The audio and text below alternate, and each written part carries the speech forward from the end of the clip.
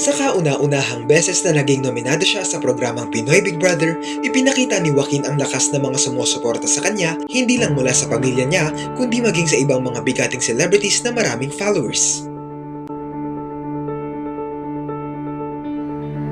Bukod sa stepmother ng si Angel Locsin, nag-post din sa kanilang mga stories ang mga celebrities na sila Vice Ganda, Vong Navarro at Bea Alonzo na pare-parehong kaibigan ng magulang ng nasabing boy housemate. Dahil dito, marami ang mas nalinawan sa inilabas na unofficial tally ng PBB sa kung sino ang lumalamang at nagiging dehado sa botohan na posibleng ma-evict sa susunod na linggo.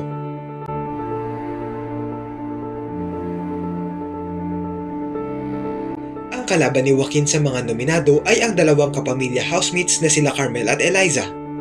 Ayon sa mga netizens, malaki ang tsansa na si Joaquin ang housemate E na nakakuha ng 76.08% ng boto habang isa kila Carmel at Eliza ang housemates D at F na nalalagay sa alanganin para ma-evict.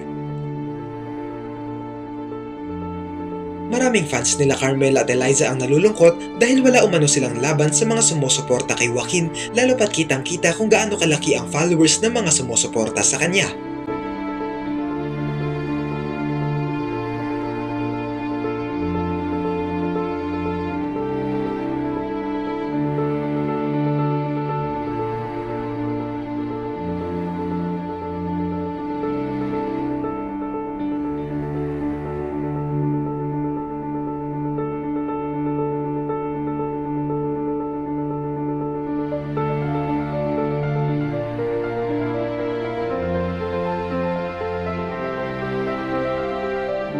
Sa kabilang banda, natutuwa naman ang mga fans ni Joaquin sa laki ng buhos ng suporta sa kanila ng mga kapamilya celebrities na nagpapatunay kung gaano rin siya kabait bilang housemate at kung gaano siya kalapit sa mga artistang ito.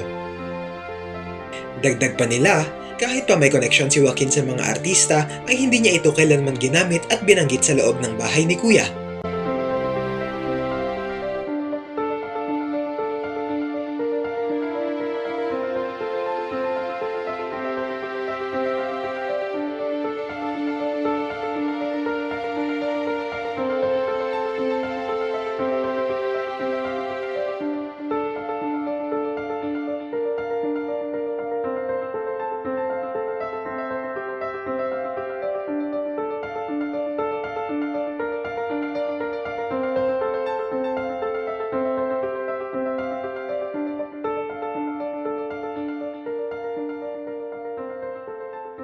Ano ang masasabi niyo rito?